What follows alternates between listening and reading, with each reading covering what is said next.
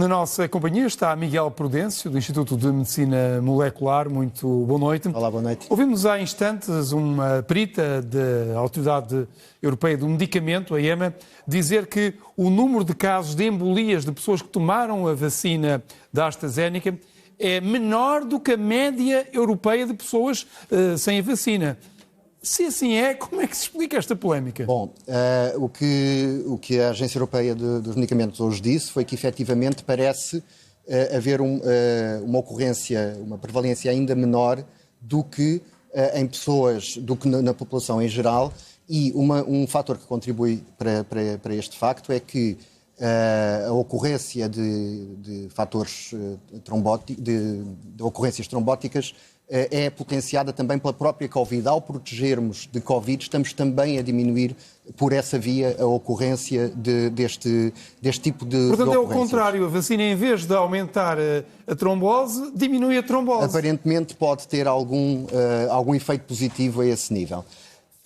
Há uma questão também que é a Agência Europeia do Medicamento diz claramente que é eficaz, não é perigosa, mas depois tem aquela frase, não descarta a possibilidade de haver uma relação. O que é que isto quer dizer? Porque é uma mensagem um pouco contraditória. É muito importante esclarecer isso.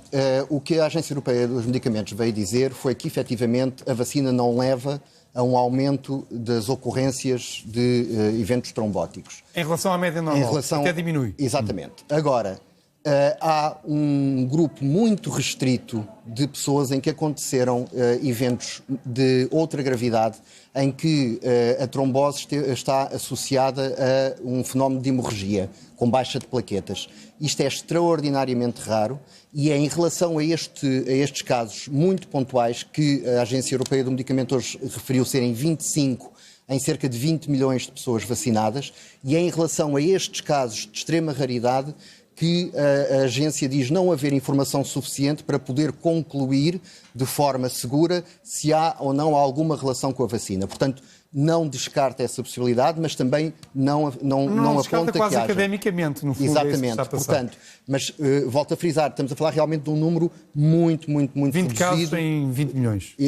25 casos em 20 milhões e, portanto, e são realmente formas graves, mas muito raras. Uma das questões que se colocava desde o início eram os receios das pessoas em relação à segurança das vacinas. Acha que este episódio poderá ter afetado gravemente e até de uma forma um pouco inútil esta credibilidade das vacinas? Eu penso que todo este ruído que se gerou à volta deste assunto nos últimos dias veio criar em algumas pessoas algum receio que eu espero que neste momento esteja ultrapassado, porque é importante as pessoas perceberem que esta análise que agora foi concluída representa um escrutínio adicional de uma vacina que já tinha sido escrutinada e já tinha sido aprovada como sendo segura e eficaz, e agora voltou a ser analisada ao detalhe por aqueles que são os peritos mais abalizados para fazer este tipo de análises, e a conclusão é clara: a vacina, os riscos da vacina são infinitamente inferiores aos riscos de não a tomar e aos benefícios de a tomar. Uma questão que se coloca, naturalmente, haverá muitas pessoas depois deste episódio que vão ter medo. Nós sabemos que 160 mil portugueses, creio eu, tomaram esta vacina especificamente, a primeira dose. A questão que se coloca é esta: se estas pessoas, por causa destes medos que se criaram, não quiserem tomar a segunda dose, qual é a consequência para elas? Bom, essa pergunta foi feita hoje à Diretora-Geral de Saúde durante a conferência de imprensa.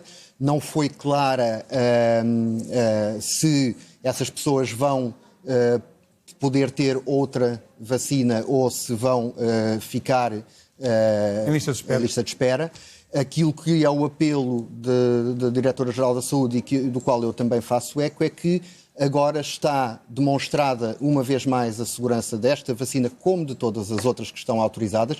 Eu volto a frisar que nenhuma vacina é aprovada, é autorizada a sua utilização sem que esteja demonstrada a segurança e a eficácia. Isso é claro, mas a minha pergunta é mais no sentido de perceber se a pessoa levou uma primeira dose, apesar de tudo, tem algum nível de proteção ou não. Tem, sim, senhor. Como é que isso funciona? O que é que a pessoa pode pensar? Uma primeira dose confere um nível de proteção significativo na ordem de que 80%? Por volta dos 80%, e depois é robustecida essa proteção com a segunda dose. As pessoas que já levaram a primeira dose e que eventualmente não levassem a segunda dose da vacina da AstraZeneca, poder-se equacionar uma segunda dose de outra vacina diferente.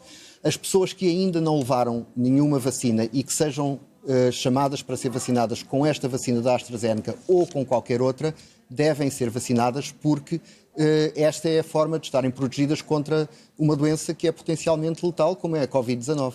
Miguel Prudêncio, muito obrigado. Eu é que agradeço. Muito obrigado. Boa noite.